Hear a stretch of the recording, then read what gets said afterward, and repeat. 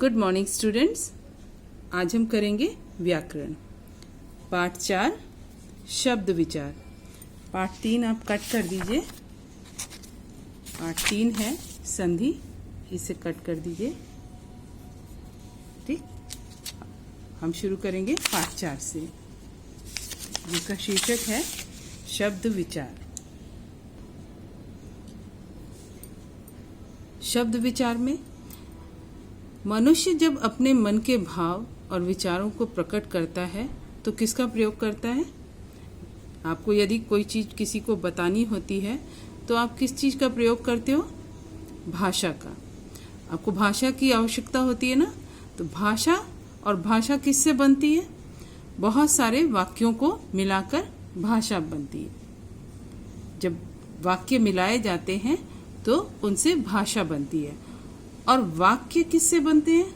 वो छोटे छोटे शब्दों के मेल से बनते हैं। वाक्य छोटे छोटे शब्दों को मिलाने से वाक्य पूरा बन जाता है।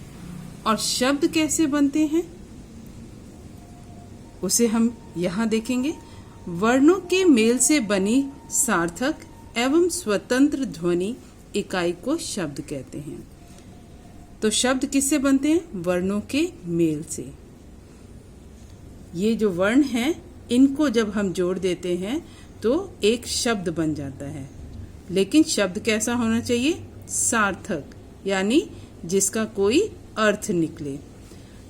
तो आप यहाँ देखिए, वर्णों के मेल से बनी सार्थक एवं स्वतंत्र ध्वनि इकाई को हम शब्द कहते हैं। प्रत्येक शब्द का अर्थ होता है। कोई भी शब्द होता है उसका अर्थ होता है। जिस वर्ण समूह का अर्थ नहीं होता, जिन वर्णों, ये वर्णों का समूह है, एक एक वर्ण को मिला दिया गया है तो एक समूह बन गया है। तो वर्ण समूह का अर्थ नहीं होता है। जिन वर्णों के समूह का कोई अर्थ नहीं होता है वो क्या होते हैं? वो शब्द भी नहीं होते हैं, वो शब्द नहीं कहलाते हैं। अब उदाहरण देखिए, नीचे दिया हुआ है, यह महल बना है, ये लड़की है और यहाँ पर ताजमहल है। ये शब्द है, ये शब्द है, ये शब्द है। महल, लड़की, ताजमहल शब्द वर्णों के मेल से बने हैं। वर्ण कैसे? म में अ, ह में भी अ जुड़ा है, ल में भी अ जुड़ा है। तो महल, त में आ जुड़ा है, ज में अ जुड़ा है, म में अ जुड़ा है, ह में भी अ जुड़ा है और ल में भी अ जुड़ा हुआ है। इसी तरह लड़की में ल में अ, ड़ में अ जुड़ा है, क में बड़ी ई जुड़ी हुई है। तो ये वर्णों के जो है, ये वर्ण समूह है। वर्णों को मिलाने पर ये शब्द बन जाता है। तो ये तीनों शब्द हैं, ये तीनों महल, लड़की और ताजमहल, ये तीनों शब्द हैं, क्योंकि इनसे कोई न कोई अर्थ प्रकट हो रहा है। यदि उपर्युक्त वर्णों के समूह को क्रम से अगर उन्हें बदल कर लिखा जाए, जैसे अब ये जो वर्ण समूह है यानी शब्द, इनको अगर हम इनका क्रम बदल दें, म के बाद ह के बाद ल है, इसका क्रम बदल दें, ह पहले लिख दें, ल बाद में लिख दें, म उसके बाद लिख दें, तो जैसे ह म ल, कीड़ ल, मता जलह, तो ये सब हमने उल्टा पुल्टा कर दिया, वर्णों का क्रम बदल दिया। तो वर्णों के ऐसे समूह का कोई अर्थ प्रकट नहीं होता, इसलिए इसे शब्द भी नहीं कहा जा सकता। तो परिभाषा क्या हुई? वर्णों का सार्थक समूह शब्द कहलाता है। ठीक, आगे देखिए, शब्द और पद। शब्द क्या होते हैं और पद क्या होते हैं? प्रत्येक स्वतंत्र सार्थक वर्ण समूह शब्द कहलाता है। वर्णों का समूह सार्थक होना चाहिए, स्वतंत्र होना चाहिए। स्वतंत्र सार्थक, सार्थक का मतलब मैंने बताया अर्थपूर्ण, अर्थ देने वाला। वर्ण समूह शब्द कहलाता है। और इन्हीं शब्दों को जब हम जोड़ जोड़ कर लिखते हैं, परंतु जब उसका प्रयोग वाक्य में होता है, जब शब्द का प्रयोग वाक्य में होता है, तब वह स्वतंत्र नहीं रहता। अब कोई वाक्य लिखने चलते हैं, उसमें जो जो शब्द आए रहते हैं, बिना उन शब्दों को मिलाए वो पूरा वाक्य नहीं बनता है। और फिर उसमें जो शब्द होते हैं वो स्वतंत्र नहीं रहते, वो एक साथ बंध जाते हैं। परंतु जब उसका प्रयोग वाक्य में होता है, शब्दों का प्रयोग जब वाक्य में होता है, तब वह स्वतंत्र नहीं रहता, अपितु व्याकरण के नियमों लिंग, वचन, कारक आदि में बंध जाता है। तब वो शब्द जो है वो इन नियमों में, लिंग अगर स्त्रीलिंग है तो स्त्रीलिंग का प्रयोग होगा, पुल्लिंग है तो पुल्लिंग का प्रयोग होगा, एक वचन है तो एक वचन का प्रयोग होगा, बहुवचन है तो बहुवचन का प्रयोग होगा, कारक चिन्हों में का, के लिए, ये सारे प्रयोग होंगे। तो वो अकेला स्वतंत्र नहीं रह सकता शब्द, तो वो व्याकरण के नियमों में बंध जाता है और उसका रूप भी बदल जाता है, फिर उन शब्दों का रूप बदल जाता है। इस स्थिति में वो शब्द न रहकर क्या बन जाता है, पद बन जाता है। अब उदाहरण से आपको समझ में आएगा।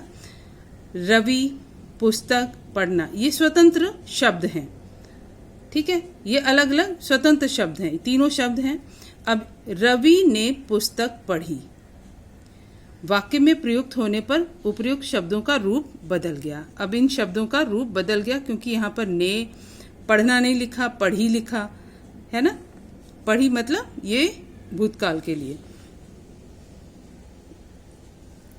व्याकरण के नियमों में बंधकर ये शब्द न रहकर अब क्या बन गया, ये पद बन गया, ठीक।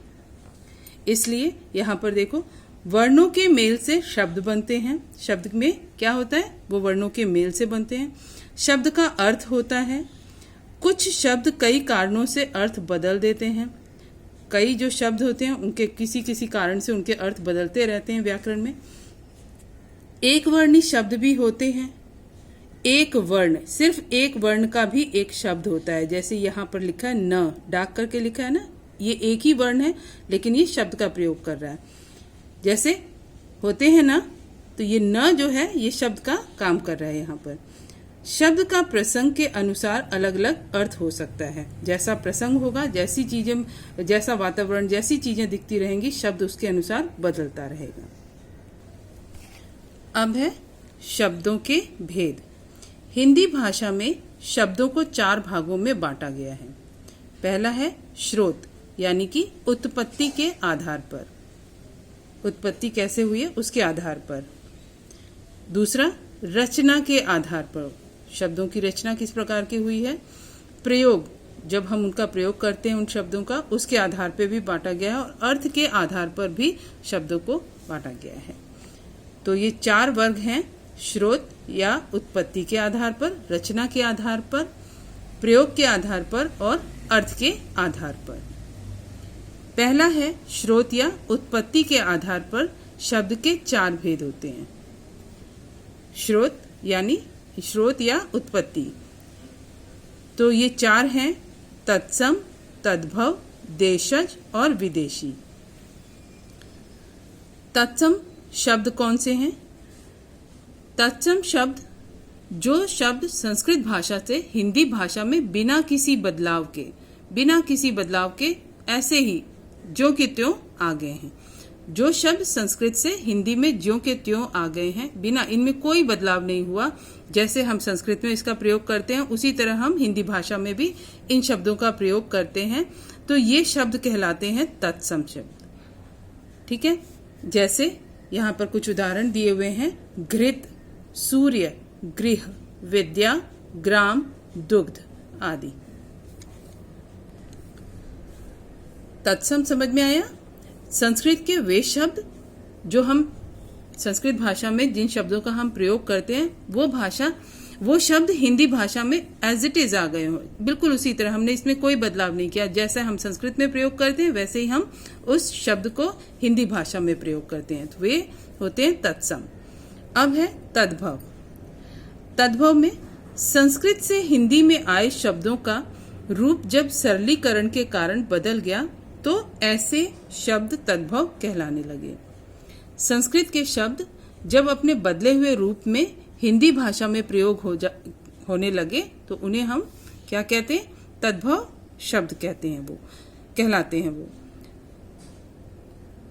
तद्भव में जब जो संस्कृत भाषा में जिन शब्दों का हम प्रयोग करते हैं उनका कुछ बदला हुआ रूप, उनको सरल भाषा में करके, सरल शब्दों में करके हम हिंदी भाषा में उसका प्रयोग करने लगे तो वो तद्भव शब्द कहलाने लगे। जैसे अब यहाँ पर जैसे हम घृत पढ़ रहे थे, ये तत्सम रूप है। और तद्भव घी, सूर्य तत्सम रूप है और सूरज जो है वो क्या है, तद्भव रूप है। गृह तत्सम रूप है लेकिन तद्भव में क्या होगा, घर होगा। यहाँ उदाहरण में जैसे घृत से घी, दुग्ध से दूध इत्यादि। अब है देशज शब्द। देशज में क्या है, देशज शब्द हिंदी के वे शब्द जो ना तो संस्कृत के हैं न संस्कृत शब्दों का रूप बिगाड़ कर वो बने हैं। ये ऐसे शब्द होते हैं जो विभिन्न प्रादेशिक बोलियों से आए होते हैं। हिंदी अनेक उपभाषाओं और बोलियों का संगम है। हिंदी भाषा में बहुत सारी भाषाएं हैं, बोलियां आती हैं, इनका मिश्रण है, ये संगम है उपभाषाओं और बोलियों का। हिंदी में जो शब्द बोलियों या लोक भाषाओं से आए हैं उन शब्दों को देशज शब्द कहते हैं। जैसे थैला, रोटी, गाड़ी, पेटी, खिड़की, पगड़ी, डिबिया इत्यादि। अब यहाँ देखिए विदेशी शब्द। विदेशी, जो शब्द विदेशियों के संपर्क में आने के कारण विदेशी भाषाओं से हिंदी भाषा में आ गए हैं, वे शब्द क्या होते हैं, विदेशी भाषा। जब विदेशी हमारे देश में आए, उनसे उनके संपर्क में आने पे जो भाषाएं उनकी सुन के हिंदी भाषा में उनका प्रयोग होने लगा, वे शब्द क्या हो गए, विदेशी शब्द हो गए। दूसरे देशों की भाषाओं से हिंदी में आए शब्द विदेशी शब्द कहलाते हैं। जैसे लालटेन, स्टेशन, स्कूल, पादरी, जमीन, बंदूक, सब्जी, आदमी, वकील, सौगात, रुमाल, तौलिया, कमरा आदि। अब यहाँ पर कुछ तत्सम और तद्भव शब्द दिए हैं। तत्सम में किस तरह से लिखते हैं और तद्भव में किस तरह से इन्हें लिखा जाता है। तत्सम अग्नि और तद्भव में वो क्या बन जाएगा, आग। तत्सम शब्द है कर्ण, तद्भव क्या हो जाएगा, कान।